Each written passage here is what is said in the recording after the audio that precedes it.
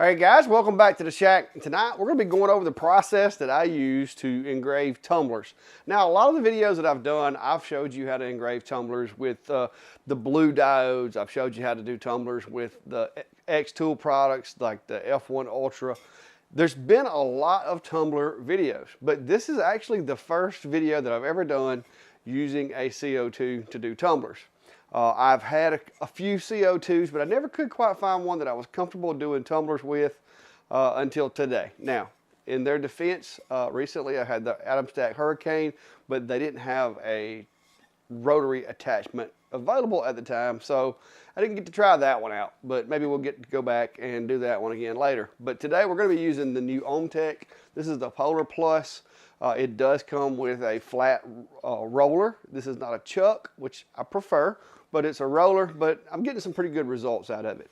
I've done a few tumblers today, just getting the hang of it, making sure I've got the process nailed down for this machine. And in case you have this machine or plan on getting this machine, I wanted to be sure to do a video showing you the steps that you're gonna need to go through in order to make them. So let's get over to the machine and get everything set up. And I'm gonna show you the physical setup as well as the software. And we're gonna run through a little bit of a burn with it. So let's get over and get started.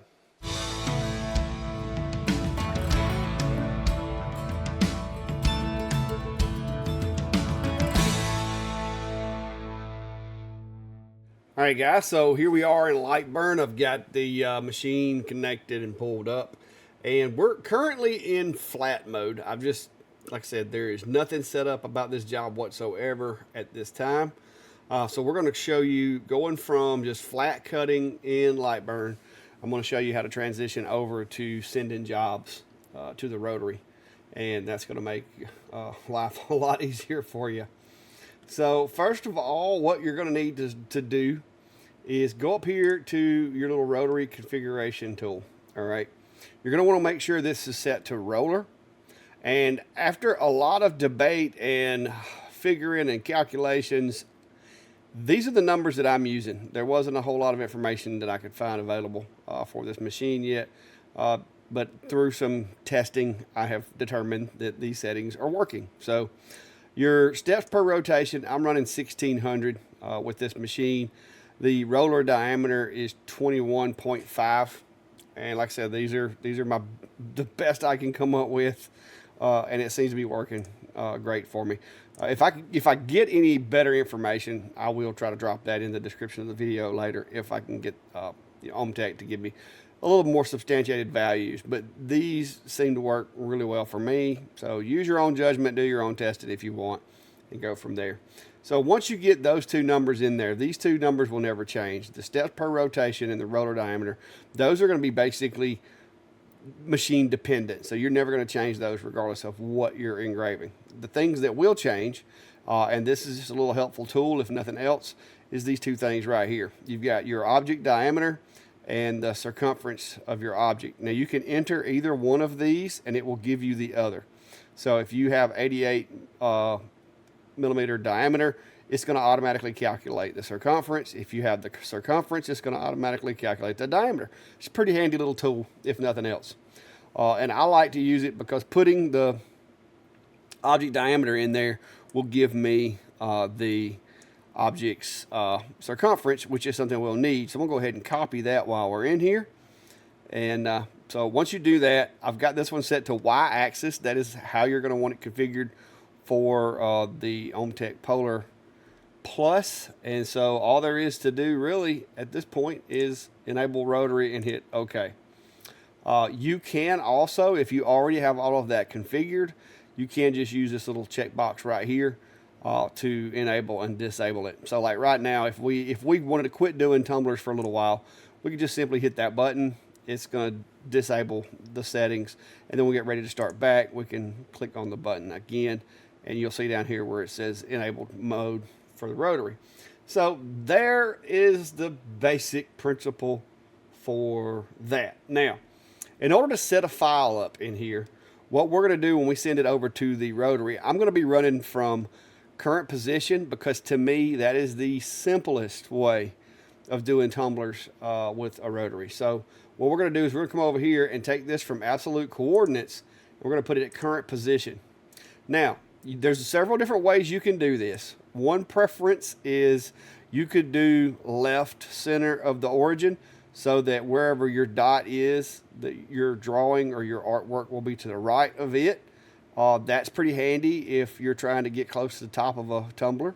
You could do the same thing with the bottom. You could start at the bottom and come up this way. I preferably prefer to go center, all the way around, center. I want my graphic to be in the center of the tumbler all the way around. So that's what we're going to do. We're going to current position, and I'm going to put the job origin as the center.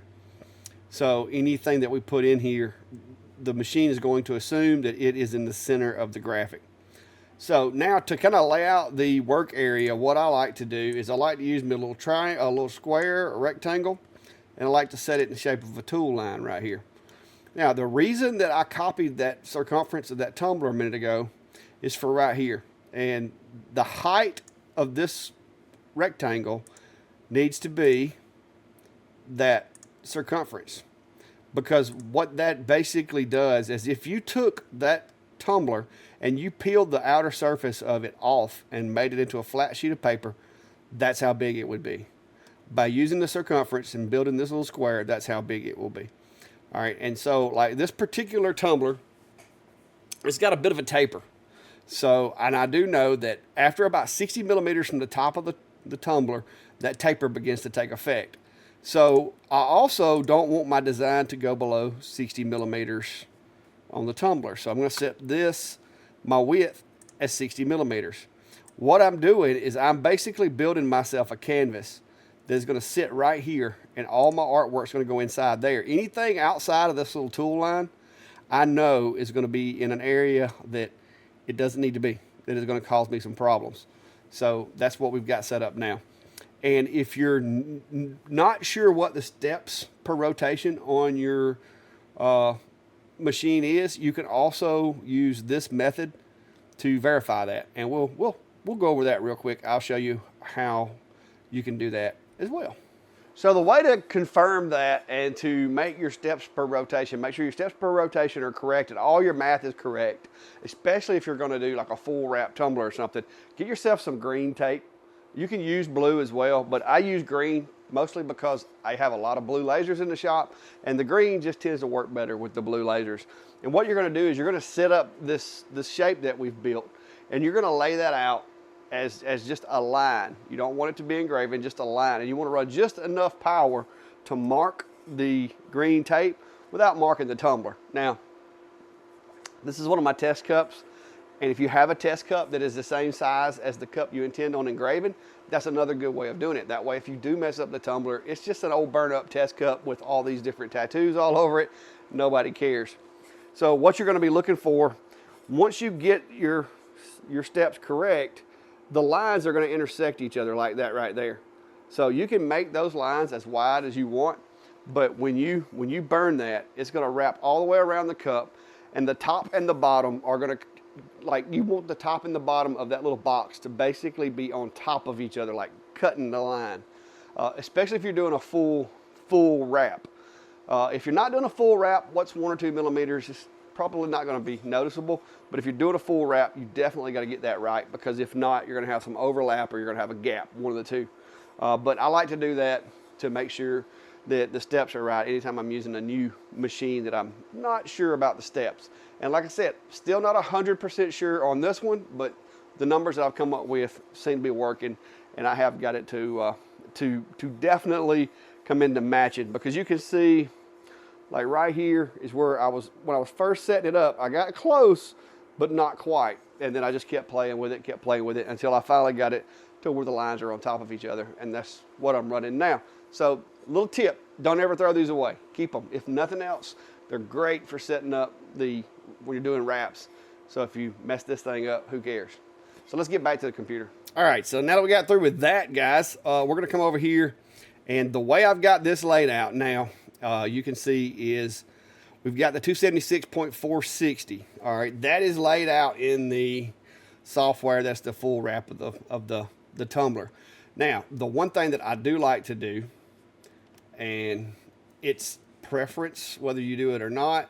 Me personally, if I'm doing something that has multiple designs on it, I like doing this. Okay, so what you're going to want to do is take the height, which in this case is technically the width, and you're going to want to copy that and throw it over into your calculator and divide that by 4. It's going to give you 69.15. So if you're wanting to put 4 of these shapes or whatever you have on here, then you're going to need boxes that are 69.115, and you're going to need 4 of them. All right. If you're trying to do that number, and let's say you want to do 2-sided, then what you're going to do is you're going to take that number and divide that by 2, 138.23. So basically, I would take this right here and duplicate that, and then I'm going to set, hang on, then I'm going to set the duplicated box, I'm going to set it to the size of the half, and it will hit enter. So now, if you take 2 of these little boxes right here, and you can set these up on your machine and save them as a file for the different size tumblers. That is what I prefer to do. So you can take 2 of these little boxes right here and line them up right. All right, so now these 2 boxes here are the equivalent to a full wrap as well. So if I had a design that I wanted put, let's say, if I wanted to put these little Christmas trees right here, and we're just testing and playing. So if I want to put these Christmas trees on 2 sides, what I would have to do is I would take these 2 Christmas trees, and I'm going to hold control, click this box here, hit the bullseye.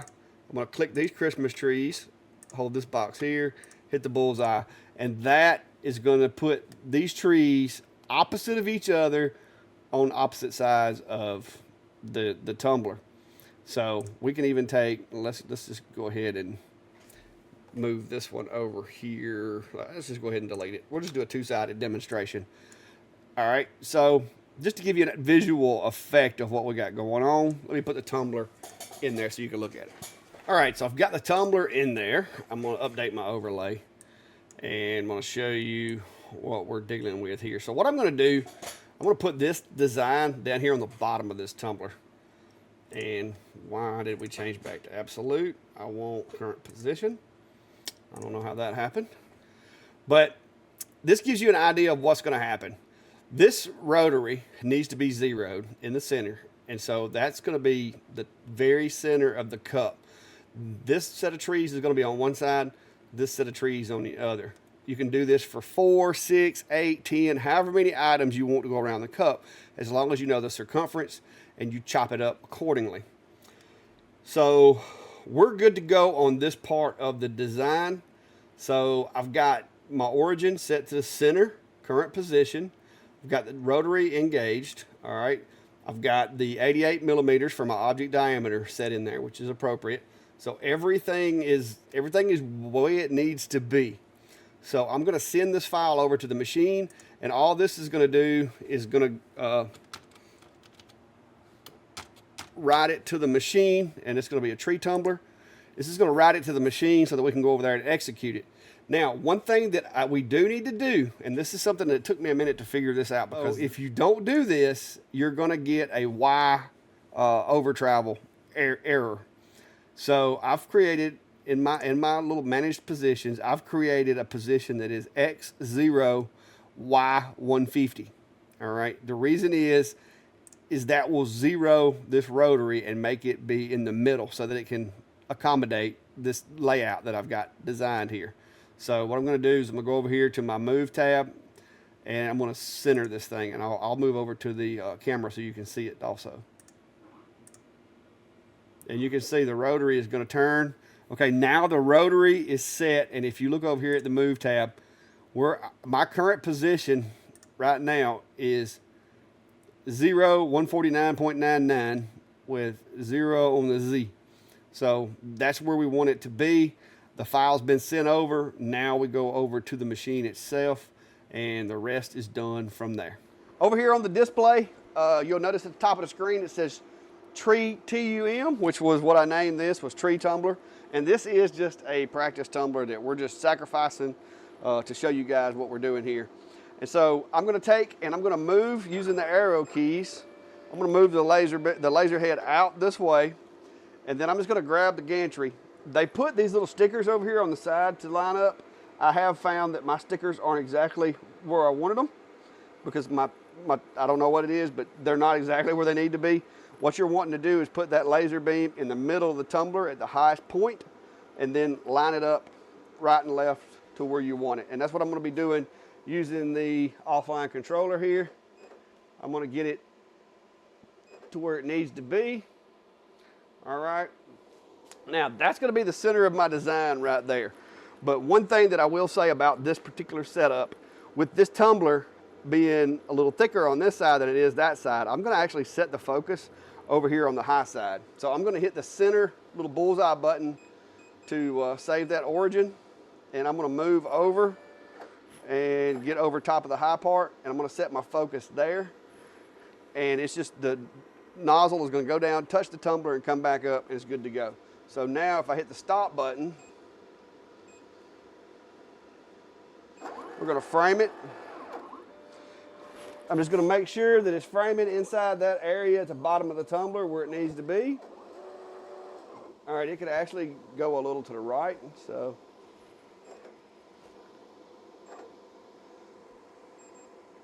So I'm gonna frame again.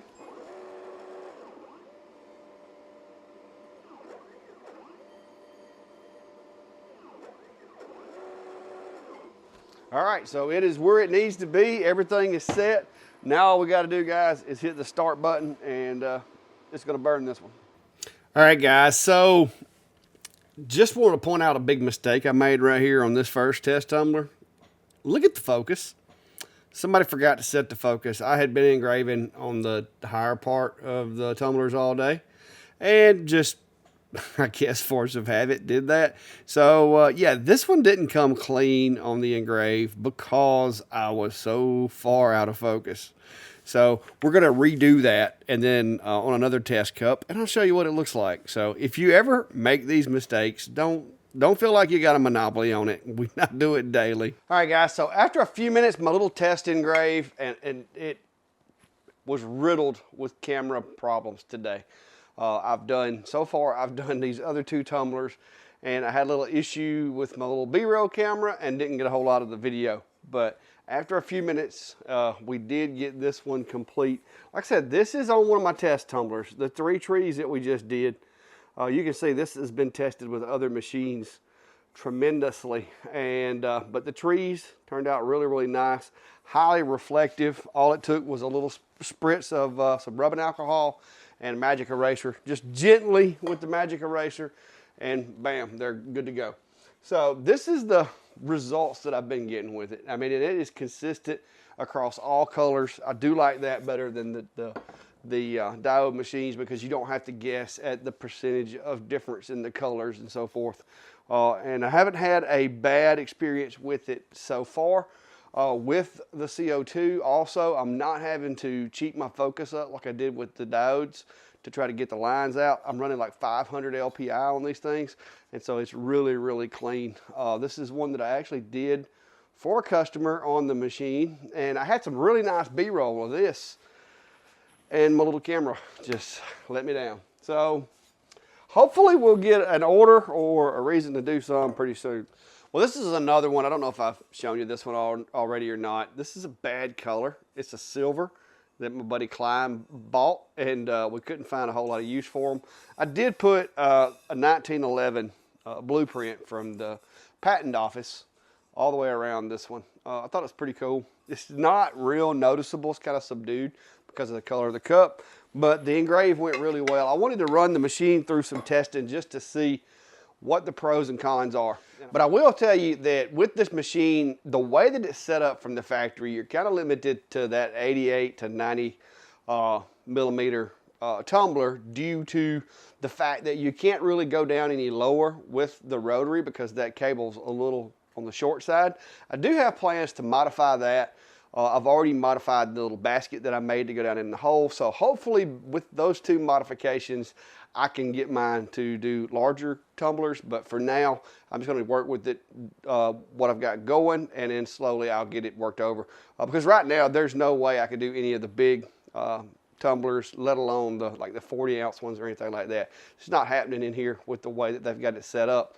With the cable extension and the ability to drop the rotary down lower, that is possible, and I do have plans to make that happen. But it's going to require some modifications. But if you're getting one of these and going to use it in this factory configuration, like I said, about 88 to 90 millimeter diameter cups is going to be about the sweet spot for this setup. But as far as the engraving ability of it, it does a great job. Having a little bit of an issue adapting to the way you have to send it over to the machine. And there's probably a way that you could do it without doing that, but it's blowing my mind to try to get it simple. And I like to try to keep things as simple as I can. The simpler they are, the less issues I tend to have. So, but it's doing a great job, and that was one of my goals in getting into CO2s, was to try to find a machine that worked better for tumblers. Because when I first got into this, guys, tumblers paid for my first machine. I mean, that and photographs on wood were my 2 hottest selling things. I mean, I was selling those things left and right.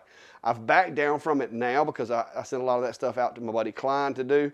But I still, when those big orders come in, I do like grabbing those up, because if you get a bulk order for 100 tumblers with the same design on them, once you get that first one set up, it's just like printing money. I mean, it works so well if you've got a good system. So that's where I'm trying to get to with this. Is I've got the S1 that I've been using, but it's a diode machine. I've been wanting to get a CO2 machine set up to where I can do tumblers with it, because I think it can be highly profitable on those big jobs like that. But that's it for today, guys. I just wanted to show you that you can engrave tumblers with this thing. Like I said, there's going to be some limitations due to the way it's built. Maybe they'll improve it in the future, or maybe I'll come up with some tweaks that we can do to make it work with the big tumblers and the things that are really in demand, such as the big Stanleys and stuff now. But we'll see. So until next time, guys, be safe and have a good day.